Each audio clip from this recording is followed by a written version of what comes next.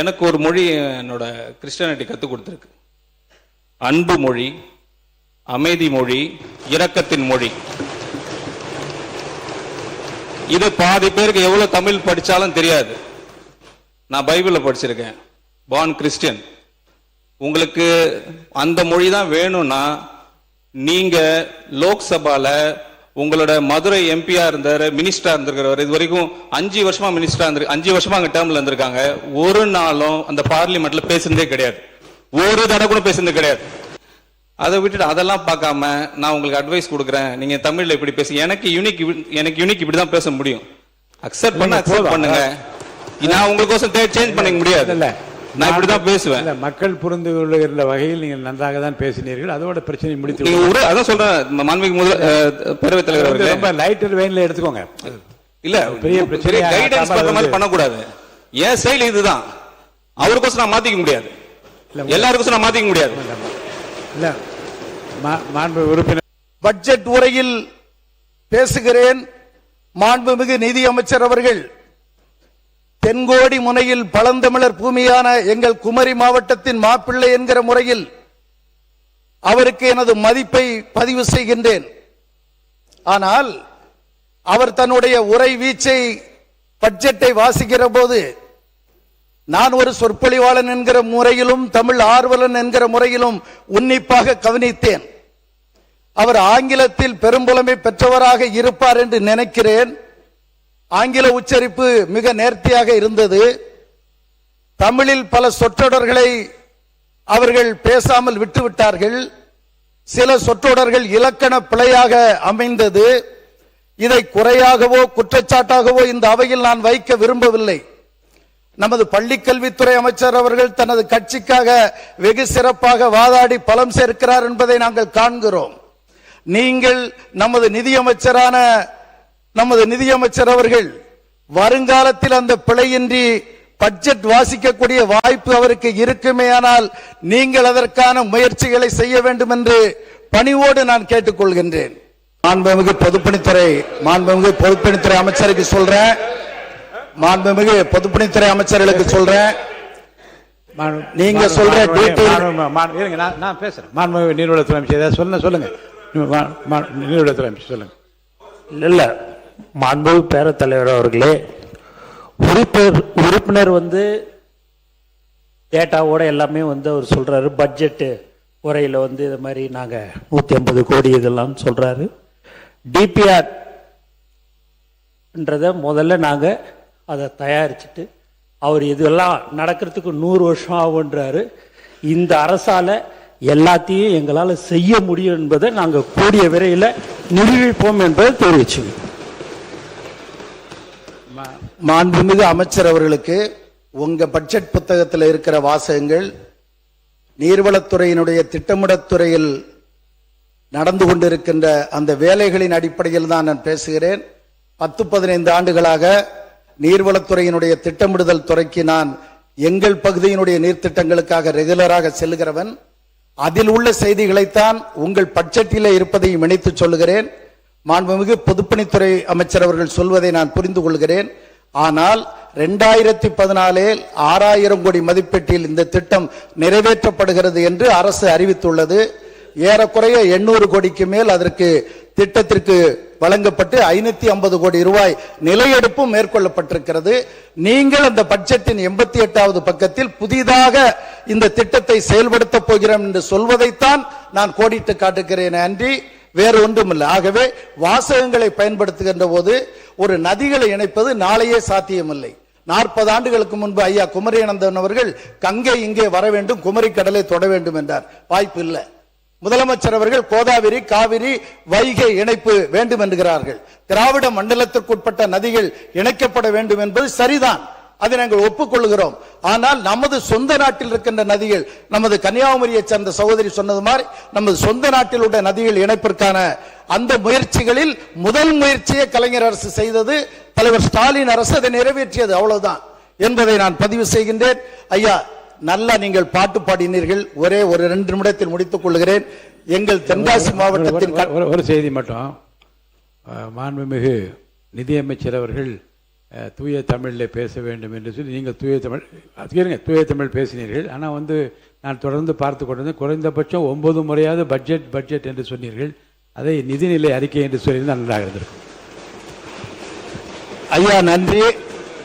நீங்க நேர கட்டுப்பாடு விதிக்கிற காரணத்தினால் விரைவா முடிக்கணுங்கிறதுக்காண்டி ஊடால அதை நான் சேர்த்துக்கிட்டு வேகமா போறேன். என் ஒரிஜினல் நடையில்னா இவ்வளவு வேகமா நான் போக மாட்டேன். நன்றி தங்கள் சுட்டிக்காட்டியதற்கு. அடுத்து கடையநல்லூர் தொகுதியை பொறுத்த மட்டும் மேற்கு தொடர்ச்சி மலை அடிவாரத்தில் இருக்கிற தொகுதி. அந்த குடிதண்ணீர் திட்டம் கடையநல்லூர் சாம்போரோட ஆய்வுடிக்கு மாண்புமிகு பேரவைத் தலைவர் அவர்களே, தமிழ் வளர்ச்சித்துறை தலைவம்சத்துறை அமைச்சர் என்ற முறையில் சில விஷயங்களை சொல்லணும். திடீரென நீங்கள் குறுக்கீடு செய்தவுடன் அவர் அறியாமல் ஊடால என்று சொன்னார். அதே போல ஒவ்வொருத்தருக்கும் இயல்பான தமிழ்ல பேசலாம். ஒவ்வொரு வட்டார தமிழ் இருக்கிறது. நெல்லை தமிழ் கொஞ்சம், மதுரை தமிழ் வாழ்வீசும், குமரி தமிழில் அலையாடும், சென்னை தமிழில் உழைக்கும் மக்களின் வேர்வை வாசம் வீசும். அன்பிற்கினிய சகோதரர் வாஞ்சையோடு எனது தமிழை பாராட்டி நிதியமைச்சர் என்னோடு தமிழ் வகுப்பு எடுத்துக்கொள்ள வேண்டும் என்று சொன்னார். அப்படி பார்த்தால் மதிப்பிற்குரிய எதிர்க்கட்சி தலைவர் என்ன சங்க தமிழிலால் பேசுகிறார்? அவரே இயல்பான தமிழில் தான் பேசுகிறார். அப்படி வகுப்புகள் நடத்த வேண்டும் என்றால் நேர்மையான ஒரு நிதி நல்கைக்காக, நேர்மையான ஒரு நிதி பட்ஜெட்டை கூட்டத்திற்காக நிதியமைச்சர் ஒரு வகுப்பு நடத்த வேண்டும். அதில் அனைத்து கட்சி உறுப்பினர்கள் கலந்து கொள்ள வேண்டும் என்று உங்கள் மூலமாக கேட்டுக்கொள்கிறேன்.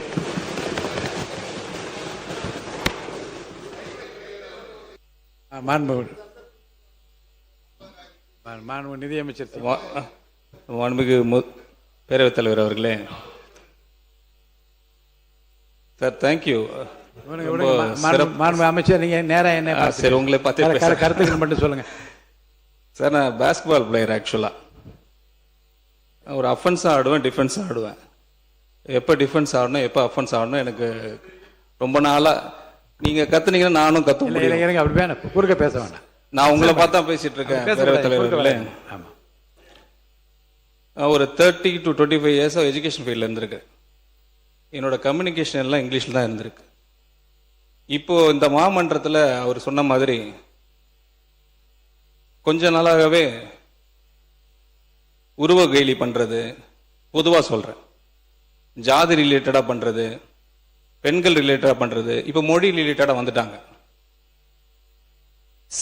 செயல் மட்டும் சொல்லிட்டு இருக்காரு. எங்க தலைவர் இருக்காங்க. எனக்கு ஒரு மொழி என்னோட கிறிஸ்டியானிட்டி கற்றுக் கொடுத்துருக்கு. அன்பு மொழி, அமைதி மொழி, இரக்கத்தின் மொழி. இது பாதி பேருக்கு எவ்வளவு தமிழ் படிச்சாலும் தெரியாது. நான் பைபிள்ல படிச்சிருக்கேன். Born Christian. உங்களுக்கு அந்த மொழி தான் வேணும்னா நீங்க லோக்சபால உங்களோட மதுரை எம்பியா இருந்தாரு, மினிஸ்டரா இருந்திருக்கிறவர், இது வரைக்கும் 5 வருஷமா மினிஸ்டரா இருந்து 5 வருஷமா அங்க டேர்ம்ல இருந்திருக்காங்க. ஒரு நாளும் அந்த பார்லிமெண்ட்ல பேசுனதே கிடையாது. ஒரு தடவை கூட பேசுனது கிடையாது.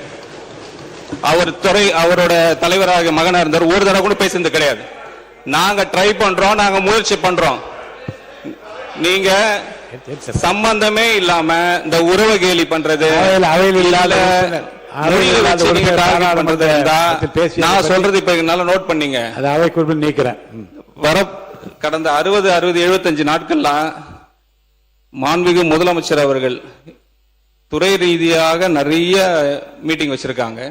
அது ரிலேட்டடா சில ரிஃபார்மேஷன் பண்ணிருக்கிறோம். நிறைய ரிஃபார்மேஷன் பண்ணிருக்கிறோம். இப்போ கிட்டத்தட்ட பாத்தீங்கன்னா ஒரு 70 நாட்கள் முன்னாடி இருந்ததும் இப்ப இருக்கிற நிலைமை என்ட்ரி டிஃபரண்ட். கிட்டத்தட்ட 15,000 கோடி ரூபாய் ட்ரெஷரிக்கு வந்திருக்கு. 15,000 crores 65 டேஸ்ல மட்டும். இது ஈஸி கிடையாது. இது வெரி ஈஸி கிடையாது. இது because of the entire effort of the ministry.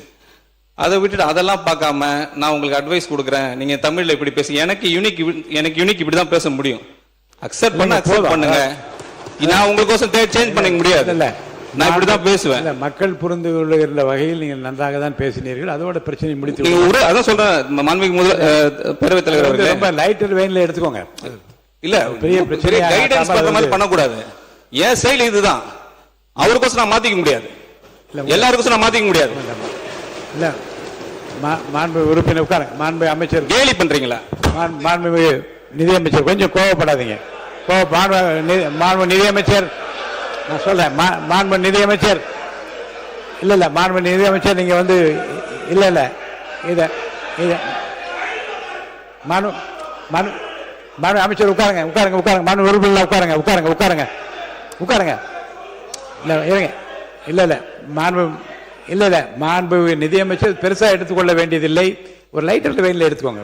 ஒரு சாதாரணமான ஒரு இதா எடுத்துட்டு கொஞ்சம் இயல்பா கொண்டு போயிடலாம். ஒன்றும் பிரச்சனை இல்லாத நீங்க மாண்பு பொதுப்பணித்துறை போதும். நான் சொல்ல உங்க விளக்கத்தையும் உங்களுடைய உள்ளம் சொன்னதையும் நீங்க உதட்டிலே சொல்லிவிட்டீங்க.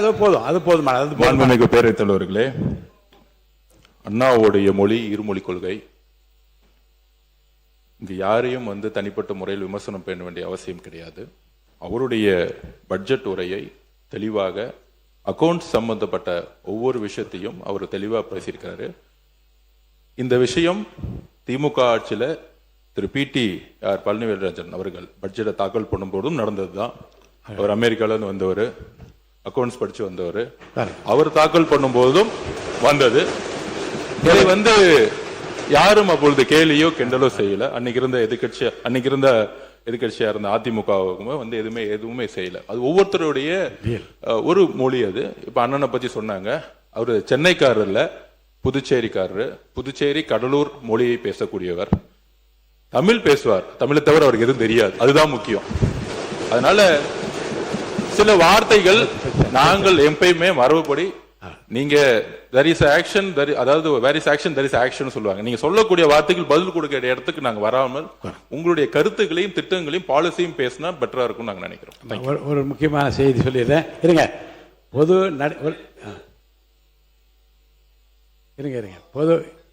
மாண்புமிகு பேரவைத் தலைவர்களே, நிதியமைச்சர் ரொம்ப சீரியஸாக ஆகாதீங்க. இவர் வழக்கத்தில் நீங்க பேசுற வழக்கில் நீங்க பேசுறீங்க, அது ஒன்றும் தவறு இல்லை. அவர் புதிய சட்டமன்ற உறுப்பினர்.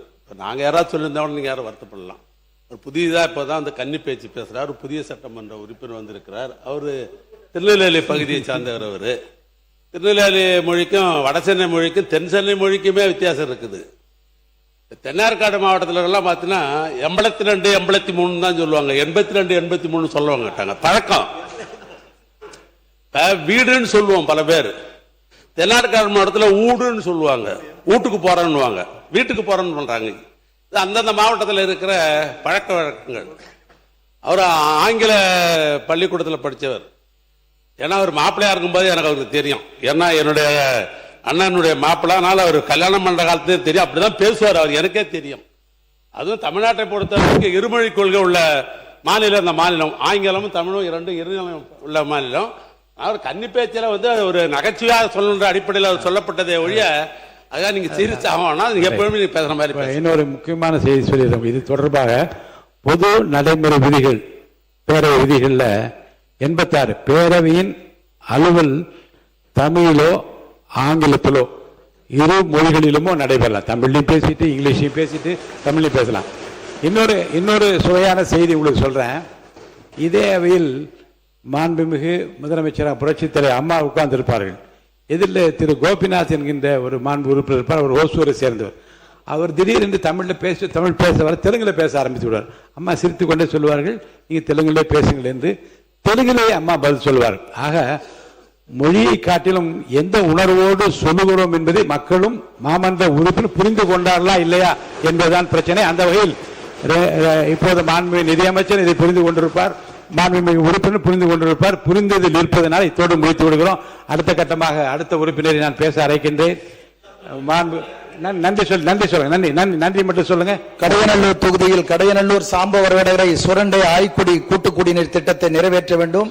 பாப்பான்கால்வாய் சீரமைப்பு, சீவலங்காய் சீரமைப்பை செய்து தர வேண்டும். செங்கோட்டை நகராட்சி குடிநீர் விநியோகம் சீரமைப்பு செய்து தர வேண்டும். மிக முக்கியமா மாண்புமிகு முதலமைச்சர் துறையில் அம்ரூட் திட்டத்தில் வேலை தொடங்கி அந்த வேலை நிறைவு பெறாமல் இருக்கிறது. அது வடகரை, அச்சன்புதூர், பண்புலி, எஸ்புதூர் பேரூராட்சிகளில் அந்த திட்டத்தை நிறைவேற்றி தர வேண்டும். மிகப்பெரிய முக்கியமான செய்தி ஐயா அவர்களுக்கும் சேர்த்து சொல்லுகிறேன். சிறுபான்மையினருக்கு அந்த மையவாடி என்று சொல்லுகிற அமரர்களை அடக்கம் செய்ய